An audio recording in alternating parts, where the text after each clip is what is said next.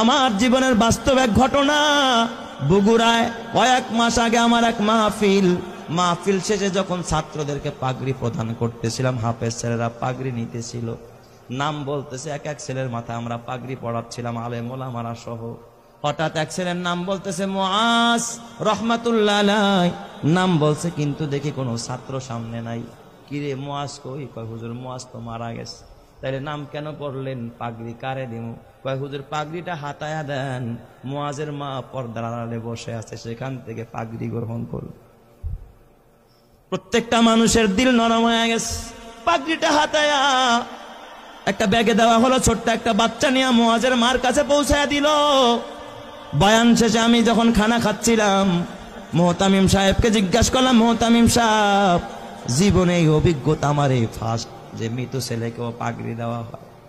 এই কথা বলতেই মুহতামিম সাহেব দেখে কাঁদতেছে, বড় হাফেজ সাহেব পাশে বসা, সেও কাঁদতেছে। আমি কই কাঁদেন কেন?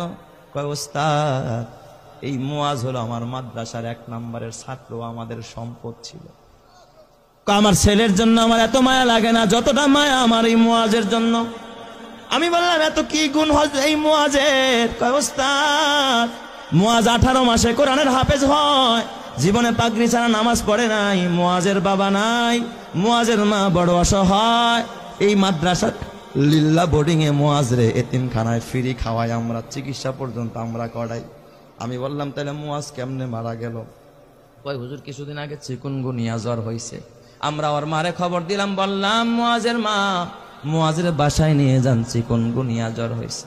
মুআজ বাসায় যাইতে চায় না। কয় ওস্তাদ, বাসায় গেলে জামাতের সাথে নামাজ পড়তে পারি না, ফজরের নামাজটাও জামাতে পড়া হয় না, আমারে বাসায় দিয়েন না, মরে যাই তো মাদ্রাসায় মরবো, বাসায় যাবো না। হুজুর কসম আল্লাহর, এই মুআজ ওর পুরা মাদ্রাসায় আর একটা সুনাম। মুআজ বাসায় যায় না, মৃত্যুর আগের দিন জোহরের নামাজটা মসজিদে গিয়া পড়েছে, আসর থেকে নিয়ে তার অবনতি, রাত্রিবেলায় এশারের নামাজের পরে আমরা পার্শ্ববর্তী ক্লিনিকে নিয়ে গেলাম, সেখানে বাবা অক্সিজেন লাগায় রাখছে। প্রায় গভীর রাত্রে মুআজ ওই রাতে ইন্তেকাল করেছে। হুজুর মুআজ ইন্তেকাল করেছে, আমরা স্তব্ধ হয়ে গেছি। মুআজের দাফনটা আমাদের মাদ্রাসার গেটের পাশে মাদ্রাসার কবরস্থানে আমরা করেছি। হুজুর আমি বললাম তাহলে ঠিক আছে, মুআজ ইন্তেকাল করলো, তাহলে পাগড়ি কেন মুআজের মাকে দিতে হবে?